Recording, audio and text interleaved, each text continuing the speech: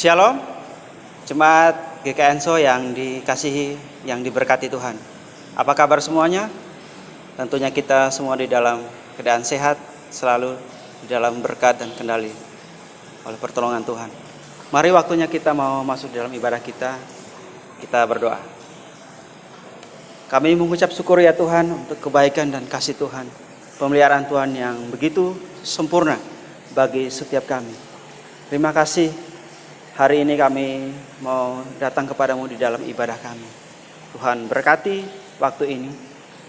Berkati setiap jemaatmu, setiap hambamu yang terlibat di dalam pelayanan, yang terlibat di dalam ibadah ini. Tuhan memberkati kami. Menyerahkan jalannya ibadah ini. Setiap sarana, alat sarana yang dipakai, Tuhan kuduskan dan berkati menjadi sarana untuk kami memuji dan menyembah-Mu, mendengarkan firman-Mu. Terima kasih Tuhan, kami menyerahkan ibadah ini dari awal hingga akhirnya ke dalam tangan kasih Tuhan. Di dalam nama Tuhan Yesus kami berdoa dan mengucap syukur. Haleluya. Amin.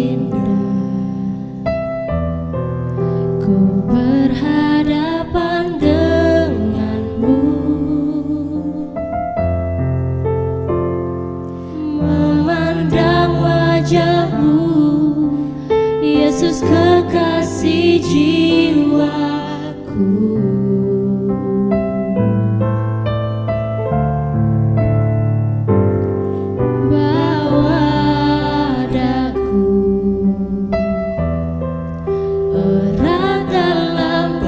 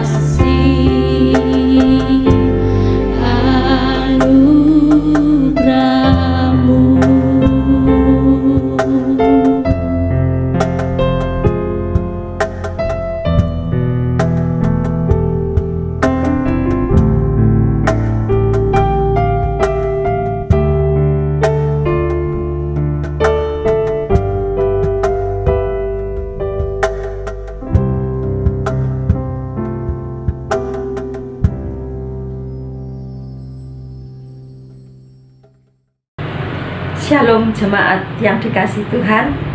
Saat ini kita bersama-sama akan belajar kebenaran firman Tuhan. Tapi sebelumnya mari kita persiapkan hati kita dengan kita berdoa. Terima kasih Tuhan, Allah yang menjaga kami, Allah yang melindungi kami, Allah yang memberkati kami. Saat ini Tuhan, kami bersama-sama akan belajar tentang kebenaran firman-Mu. Persiapkan setiap hati kami Tuhan, agar setiap kebenaran firman Tuhan yang disampaikan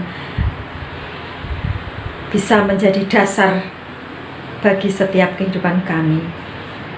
Urapi hamba-Mu yang akan menyampaikan, agar setiap yang disampaikan adalah kebenaran firman Tuhan. Kami serahkan saat ini, biar Tuhan yang memberkati dan Tuhan yang memimpin. Di dalam nama Tuhan Yesus kami berdoa. Amin. Firman Tuhan saat ini diambil dari Matius 7 ayat 15 sampai 23 tentang hal pengajaran yang sesat. Waspadalah terhadap nabi-nabi palsu yang datang kepadamu dengan menyamar seperti domba, tetapi sesungguhnya mereka adalah serigala yang buas. Dari buahnya lah kamu akan mengenal mereka. Dapatkah orang memetik buah anggur dari semak duri, atau buah ara dari rumput duri? Demikianlah setiap pohon yang baik menghasilkan buah yang baik, sedang pohon yang tidak baik menghasilkan buah yang tidak baik. Tidak mungkin pohon yang baik itu menghasilkan buah yang tidak baik, ataupun pohon yang tidak baik itu menghasilkan buah yang baik. Dan setiap pohon yang tidak menghasilkan buah yang baik pasti ditebang dan dibuang ke dalam api. Jadi dari buahnya lah kamu akan mengenal mereka. Bukan setiap orang yang berseru kepadaku, Tuhan, Tuhan, akan masuk ke dalam kerajaan surga, melainkan dia yang melakukan kehendak Bapa-Ku yang di surga. Pada hari terakhir banyak orang akan berseru kepadaku, Tuhan, Tuhan, bukankah kami bernubuat demi nama-Mu dan mengusir setan demi nama-Mu dan mengadakan banyak mukjizat demi nama-Mu juga? Pada waktu itulah aku akan berterus terang kepada mereka dan berkata, aku tidak pernah mengenal kamu. Enyahlah daripadaku, kamu sekalian pembuat kejahatan. Di sini diceritakan tentang peringatan supaya kita berhati-hati agar kita tidak terperdaya oleh nabi-nabi palsu, supaya kita tidak tertipu dengan nabi-nabi palsu. Dituliskan di situ bahwa nabi-nabi palsu itu menyamar seperti domba. Tampilannya sangat meyakinkan, tutur katanya lemah lembut. Bahkan dituliskan di sini bahwa mereka hebat, mereka bisa bernubuat demi nama Tuhan, mereka bisa mengusir setan dalam nama Tuhan, mengadakan banyak mukjizat. Tetapi di sini dituliskan agar kita berhati-hati dalam pengajaran, agar kita tidak terperdaya oleh tampilan. Di sini saya akan menyampaikan kebenaran firman Tuhan dan saya akan memberi judul khotbah saat ini, memilih buah yang manis. Di sini kita juga harus berhati-hati. Selain kita harus berhati-hati dalam memilih teman, berhati-hati dalam memilih kelompok, berhati-hati dalam memilih suatu grup. Kita juga harus berhati-hati, siapa tahu kita sendiri justru yang bisa menjadi nabi-nabi palsu. Karena di sini dituliskan nabi-nabi palsu masuk dalam kumpulan orang yang percaya Tuhan. Jadi kita di sini mau belajar tentang kebenaran firman Tuhan, bagaimana agar kita berhati-hati dalam memilih, dan bagaimana kita berhati-hati agar kita sendiri tidak menjadi nabi palsu itu sendiri. Di sini ada 3 hal agar kita bisa memilih untuk menghasilkan buah yang manis, memilih untuk buah yang manis. Saat-saat ini kita tahu mulai musim buah mangga. Tentu dalam memilih buah mangga kita akan lihat tampilannya, lihat baunya. Kadang kita pencet-pencet apakah sudah harum atau belum. Demikian juga dalam memilih teman, memilih pergaulan, memilih kelompok. Sekarang banyak sekali grup-grup, kelompok-kelompok, bahkan ada grup sepeda, grup pecinta binatang, pecinta anjing, atau pecinta tanaman. Banyak hal. Kalau di dalam gereja ada sharing group, ada kelompok sel atau komsel. Nah, tentu kita juga harus berhati-hati dalam memilih semuanya itu. Hal pertama yang kita lakukan agar kita bisa memilih buah yang manis, bagaimana kita juga menghasilkan buah yang manis bagi teman-teman kita, bagi orang-orang di sekitar kita. Kita tahu bahwa di dalam Galatia 5 ayat 22 dan 23, buah yang manis itu yang bagaimana? Buah yang manis itu tentu ialah buah roh. Tetapi buah roh ialah kasih, sukacita, damai sejahtera, kesabaran, kemurahan, kebaikan, kesetiaan, kelemah lembutan, penguasaan diri. Tentu kita sebagai anak-anak Tuhan mau memilih untuk menghasilkan buah yang manis. Demikian juga kita dalam pergaulan kita, tentu kita memilih teman-teman yang menghasilkan buah yang manis agar rohani kita, iman kita dibangun. Hal yang pertama yang kita lakukan adalah waspada. Waspada itu berarti kita berhati-hati, berjaga-jaga. Jadi jangan sampai lengah. Tadi diceritakan bahwa nabi-nabi palsu itu tampilannya seperti domba. Bagaimana kita tahu bahwa itu benar-benar domba ataukah itu serigala? Nah, yang dapat kita lakukan adalah waspada. Waspada terhadap lingkungan kita, waspada pergaulan kita, waspada teman yang kita pilih, grup yang kita pilih. Apakah itu membangun rohani kita? Di dalam 1 Korintus 15 ayat 33, janganlah kamu sesat. Pergaulan yang buruk merusakkan kebiasaan yang baik. Hati-hati dalam pergaulan, karena mungkin pertama pergaulan kita baik, kebiasaan kita baik, tetapi ketika kita masuk ke dalam kumpulan pergaulan yang buruk, lambat laun kebiasaan baik kita akan terkikis. Jadi yang harus kita lakukan adalah yang pertama adalah waspada. Dengan waspada kita bisa memilih apakah teman-teman kita itu membangun kita, membangun iman kita, membuat kita semakin mengasihi Tuhan. Dan selain itu kita juga waspada, apakah hidup kita itu mempengaruhi orang lain untuk menjadi lebih baik, ataukah justru malah melalui hidup kita orang-orang yang semula rajin melayani jadi tidak mau melayani. Itu yang harus kita waspadai.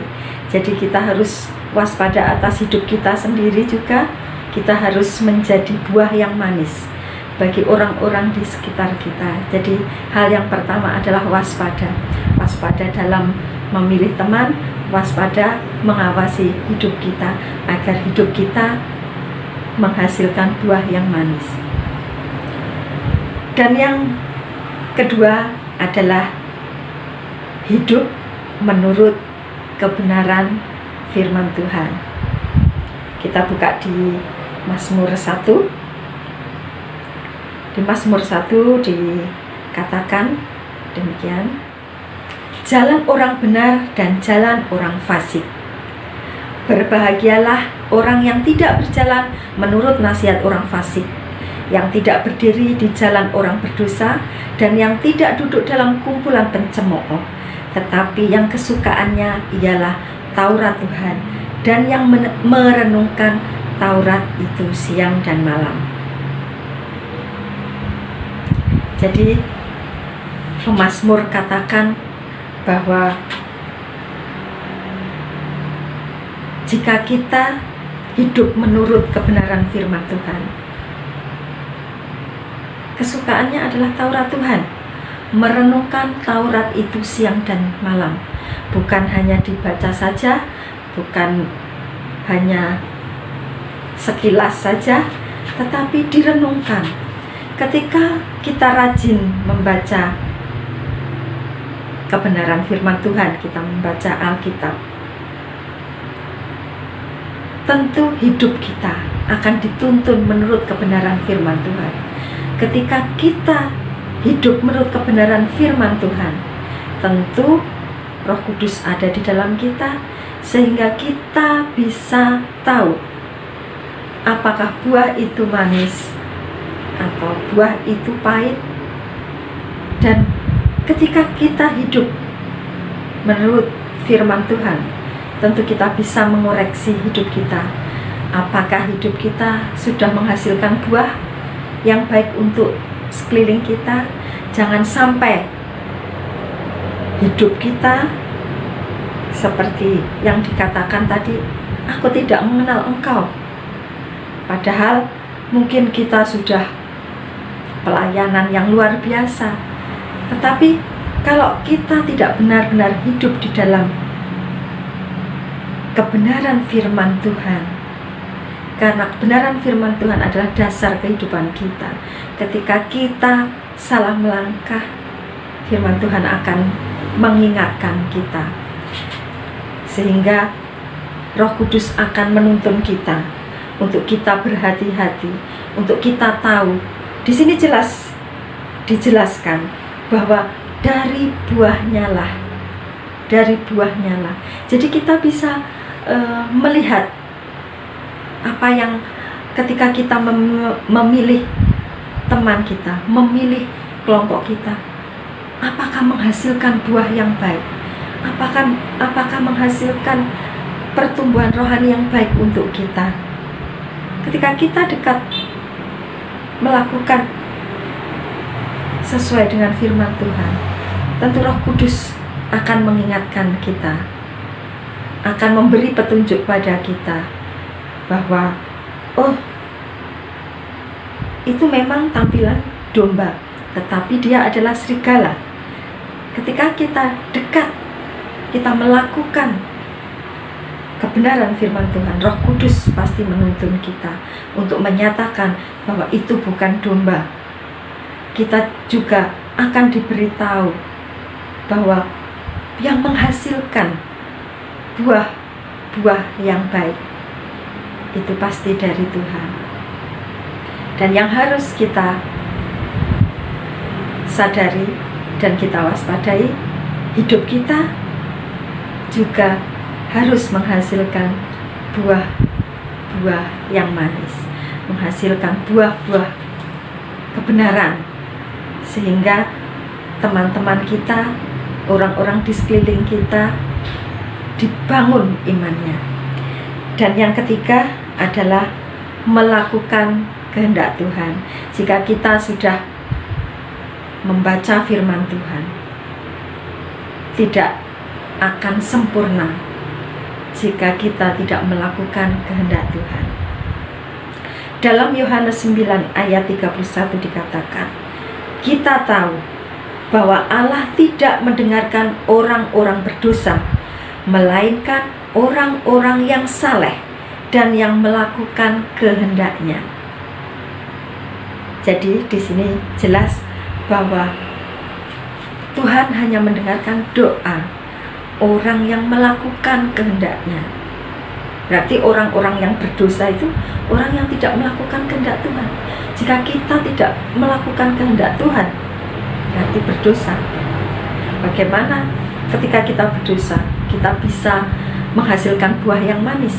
Bagaimana ketika kita berdosa, kita tahu bahwa itu nabi palsu atau itu nabi beneran? Di sini sudah jelas bahwa kita harus dekat dengan Tuhan. Kita harus melakukan kehendak Tuhan. Kesimpulan firman Tuhan saat ini, Tuhan mengasihi kita tanpa batas. Jadi Tuhan memberi kebebasan buat kita dalam memilih. Apakah kita mau memilih buah yang manis ataupun sebaliknya, dan ataukah kita mau memilih hidup kita menghasilkan buah yang manis atau sebaliknya. Itu kebebasan kita. Tetapi kita sebagai anak-anak Tuhan, pasti kita mau memilih buah yang manis. Kita mau memilih menghasilkan buah yang manis. Jangan sampai Tuhan mengatakan, aku tidak pernah mengenal kamu. Mari saudara-saudara, kita semua diberi Roh Kudus oleh Tuhan, diberi hikmat oleh Tuhan untuk memilih buah yang manis dan untuk menghasilkan buah yang manis. Yang perlu kita lakukan adalah waspada dalam memilih dan waspada mengawasi hidup kita. Apakah hidup kita menghasilkan buah yang manis? Dan yang kedua adalah hidup menurut kebenaran firman Tuhan. Dan yang ketiga adalah melakukan kehendak firman Tuhan. Mari kita bersama-sama memilih untuk menjadikan hidup kita menghasilkan buah yang manis, menghasilkan buah-buah yang dinikmati oleh orang-orang di sekitar kita. Selamat hari Minggu. Tuhan Yesus memberkati. Mari kita berdoa. Terima kasih Tuhan, kami mengucap syukur untuk kebenaran firman-Mu Tuhan. Tuhan, saat ini kami mau bersama-sama berkomitmen.